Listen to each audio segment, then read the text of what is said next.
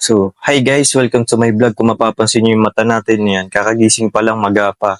So, ayun, uwi tayo ng Quezon ngayon. Nagpe-prepare ako ng mga damit kong dadalahin yan. Kakagising ko pa lang, nag-ayos na ako ng damit ko. So, ayan guys, samahan nyo ako mag-ayos ng damit ko.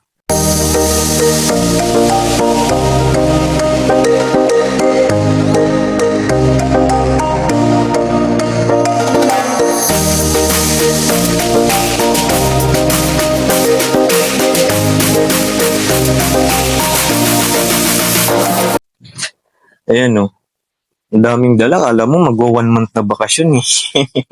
Magwa 1 week or 2 weeks lang naman. Yan. Hindi kasi guys, grabe kasi ako sa damit tapos shorts. Yan, pawisin kasi tayo. Kaya nagpasiguro akong extra. So, ayan. Wala pa dyan yung iba. So, ayun, kakataas lang natin mag-ayos ng mga gamit. So, ayan, bababa na tayo ng kwarto. Magbe-breakfast muna tayo. Kasi mabiyahe ako ng 10 p.m. Ayan, heavy breakfast na to guys, hanggang lunch na.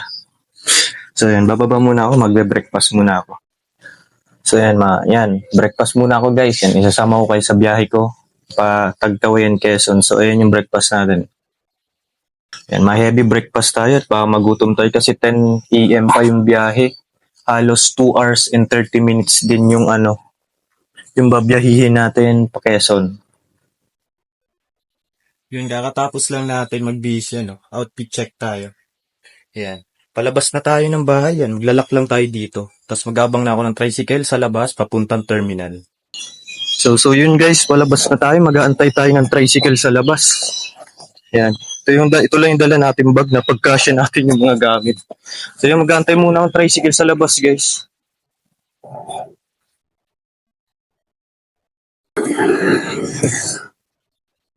Waiting tayo sa tricycle, walang dumadaan.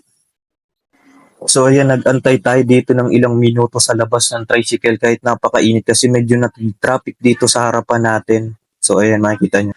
At sa wakas, nakasakay na tayo dito ng tricycle. Kung mapapansin nyo guys yan, nagpapahid-pahid ako ng mukha ko kasi sobrang init kasi mag-antay dun sa labas namin.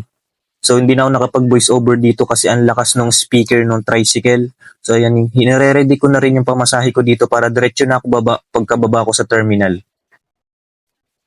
So ayan, medyo malayo pa nga pala ako dito sa terminal van kasi tumawag na sa akin si Papa, pinagmamadali na akong pumunta na agad dun kasi inaantay na ako nung driver ng van, nakakilala namin na si Kuya Jobin yan. Shoutout kay Kuya Jobin kung napanood mo to. Salamat sa pag-aantay. Yan, malapit na nga pala tayo dito sa van terminal. So yun, kung mapapansin nyo, binidyohan ko rin tong carnival na to kasi magpipiesta na dito sa Naga City. So yan, pagbalik natin dito, magbablog tayo dito soon. Sasakay tayo dito sa mga rides yan. Ang ganda ng mga rides nila dito guys. Hindi ko pa ito nakapapasok pero matatanaw mo madami ditong sasakyan sa LCC Carnival. So malapit na ako dito sa terminal. So ayan.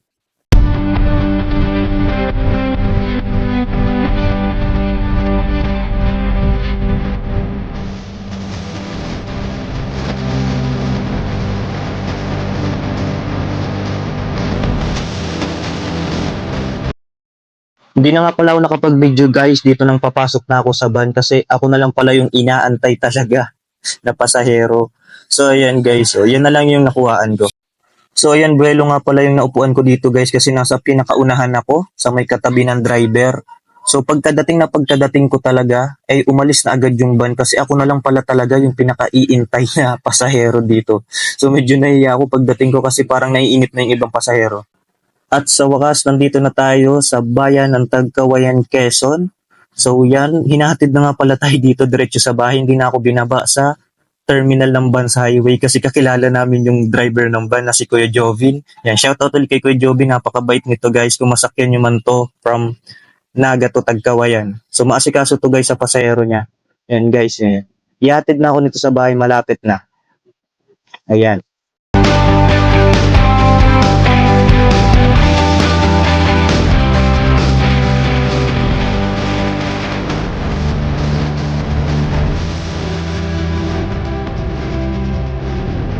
Pagkababa ko ng van, sila agad na sumalubong sa akin, yung kapatid ko maliit at si Papa. So yan, grabe pala ang init dito sa Tagkawayan. Doon sa Bicol, medyo naulan-ulan ng kaunti. So nag-voice over na lang ako dito guys kasi napakaingay ng aso na si Tikoy. Ayan, sa kulungan nagwawala yan guys. Diyan, makikita nyo yung pag-akyat ko yan, no? Nakita lang ako, grabe na, nagwawala na yan guys. Ayan, paakyat na tayo dito sa bahay yan. Ayan sila Papa. Ayan, nagwawala si Tikoy. Ayan, sakto na sakto ng pagkadating ko, nagla-lunch pa lang dito sila Mami. So ayan, kakain na rin ako dito at magbibihis muna. Ayan, yung isa kong aso na si Sam yan. Sobrang tanda na niya ni Sam. Ayan sila Papa. Ayan. Diyan din yun. Diyan din yung isang kapatid guys. Ayan, nakaupo. So yan, after kumain ng lunch, pahinga naman yan. Nakakami sumiga dito sa kwarto ni Mami yan. It's good to be back here in Tagkawayan, Quezon. So yun guys, thank you sa panunod ng aking vlog. Don't forget to like and subscribe to my YouTube channel and click the bell button. Yun lang at maraming salamat.